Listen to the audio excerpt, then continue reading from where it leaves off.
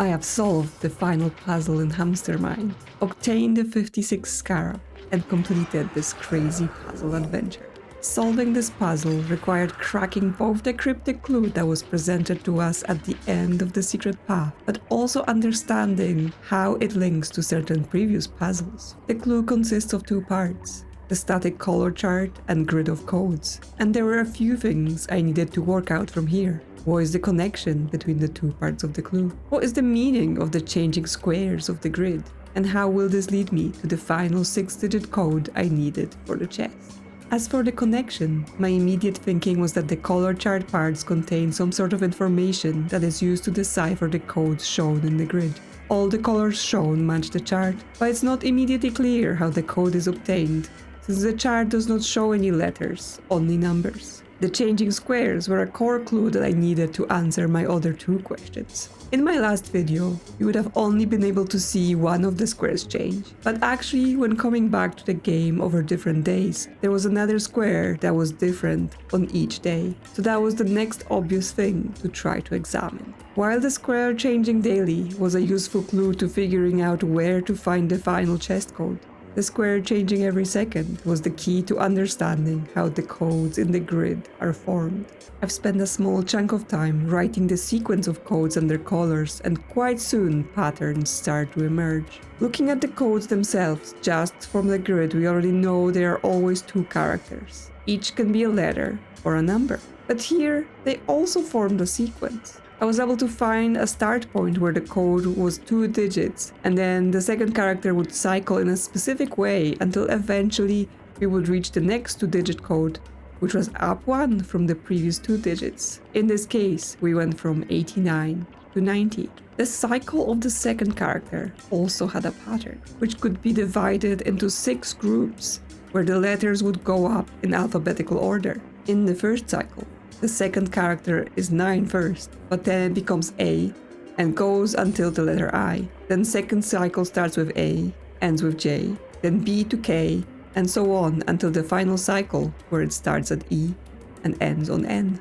It seemed important that we ended up with 6 cycles of 10 codes, 60 values. I knew the code changed every second, but it started to look like it might actually correspond to time. I did record those codes alongside the values from my game time, and the 2-digit values actually corresponded to full minutes on the timer. That also makes the rest of the cycle make some sense, as the second code character was cycling when the tens value of the seconds moved up by 1. This has put me on a path of thinking that there must be a way to basically encode the whole 6 digits of the time code to the code made out of 2 characters and a color, and therefore there might be a way to turn an encoded value from the grid into a 6-digit code for the chest, if we work out which one we're going to use as well. But how exactly does the 6-digit code become 2 digits? Well, that part took me a little bit longer to work out.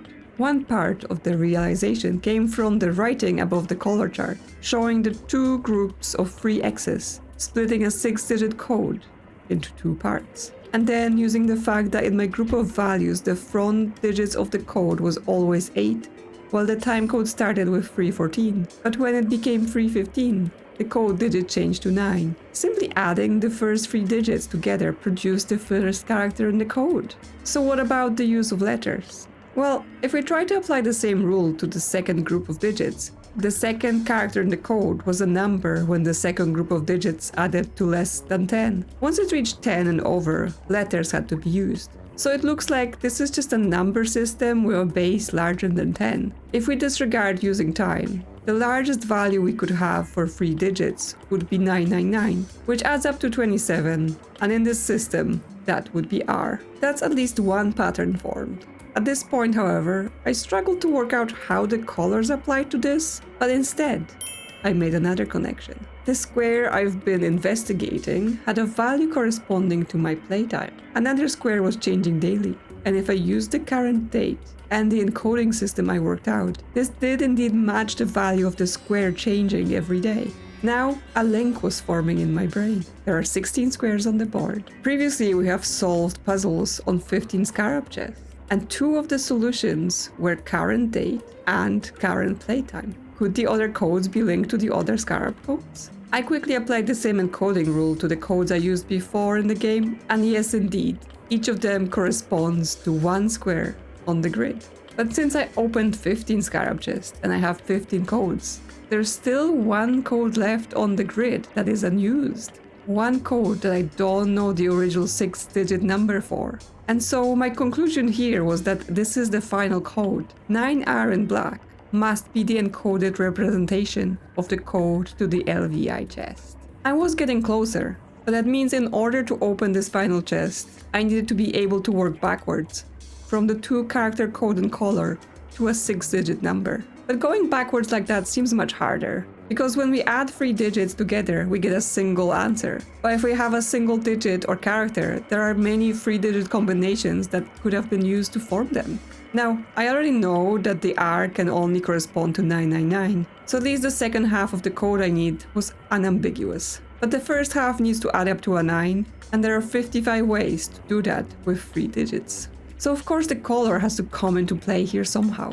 On the clue, each of the main color circles are assigned a number, 3 for red, 5 for blue, and 7 for yellow. I already assumed the colors on the intersection would relate to each of the numbers from the intersecting colors, either adding them or applying them together in some other way. And white could therefore be for none of those numbers apply? Going back to the values I got from timecodes, certain patterns have definitely formed, but there was also some confusing occurrences. The colors do repeat in intervals that match their numbers, and if 2 colors end up on the same placement, they mix as per the color chart. But different timecodes can end up with the same 2-character code and the same color, so the links formed were not unique. And while the colors appear in intervals when we're examining time, there wasn't an obvious way to predict which color and number would be used at any other value. While the red numbers were divisible by 3, the blue numbers seem to be always off by 1 from being divisible by 5, and the yellow off by 2 from being divisible by 7. So there just must be another pattern here that fits better. This was the leap that took me the longest to make, because I was basically ignoring an obvious clue the game was giving me, simply because I thought I used this one up already. Right above the colors, we have the 2 groups of X's, which I did use to work out to divide the 6-digit number into 2 groups, but the plus sign between them was not used then. So when actually using this clue fully and adding the 2 halves of the code, a new number is formed, and that number is then actually divisible by the numbers assigned to colors without any offsets at all. And so that gave me the entire pattern of encoding a 6-digit code into a number, and I was able to check that was true for all previous chest codes. So now the final step was to work out the 6-digit code that will give us 9R in black. Since the code and color pairs are not unique, I was still left with a bunch of possibilities. Because the first part of the code is 9, any valid combination of digits for it would always be divisible by 3. However, 5 is a lot more limiting. With the second half of the code being 999, we know that the last digit of the first part of the code will be either 6 or 1, as when added to 9 it will give us a 5 or 0, and therefore a number divisible by 5.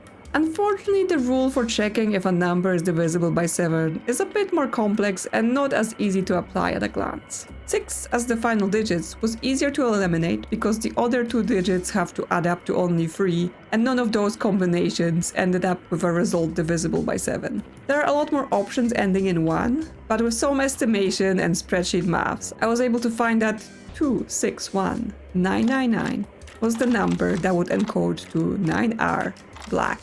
And that's how I was able to open the final chest and obtain the 56 scarab. And that's it. That's truly the end of Hamstermind, I think.